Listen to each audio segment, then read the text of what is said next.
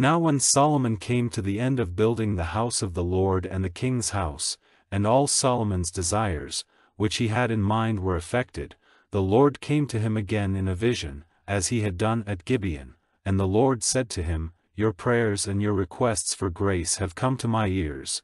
I have made holy this house which you have made, and I have put my name there forever. My eyes and my heart will be there at all times. As for you, if you will go on your way before me, as David your father did, uprightly and with a true heart, doing what I have given you orders to do, keeping my laws and my decisions, then I will make the seed of your rule over Israel certain forever, as I gave my word to David your father, saying, You will never be without a man to be king in Israel. But if you are turned from my ways, you or your children, and do not keep my orders and my laws which I have put before you, but go and make yourselves servants to other gods and give them worship, then I will have Israel cut off from the land which I have given them, and this house, which I have made holy for myself, I will put away from before my eyes, and Israel will be a public example, and a word of shame among all peoples.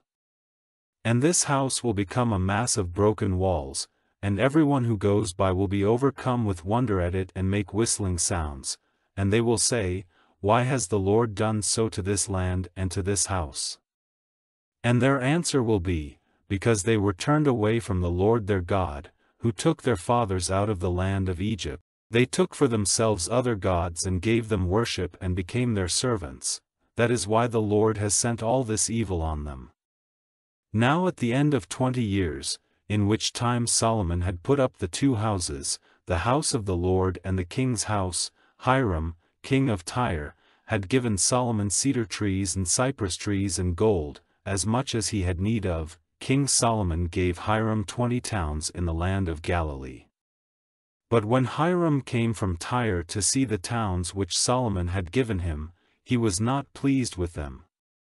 And he said, What sort of towns are these which you have given me, my brother? So they were named the land of Kabul, to this day. And Hiram sent the king 120 talents of gold. Now, this was the way of Solomon's system of forced work for the building of the Lord's house and of the king's house, and the Millo and the wall of Jerusalem and Megiddo and Gezer.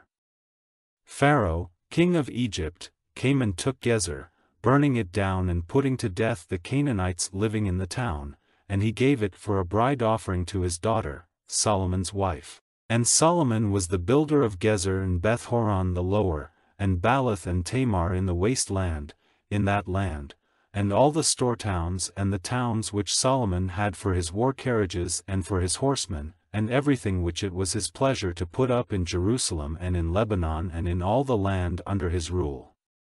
As for the rest of the Amorites, the Hittites, the Perizzites, the Hivites, and the Jebusites, who were not children of Israel, their children who were still in the land, and whom the children of Israel had not been able to put to complete destruction, them did Solomon put to forced work, to this day.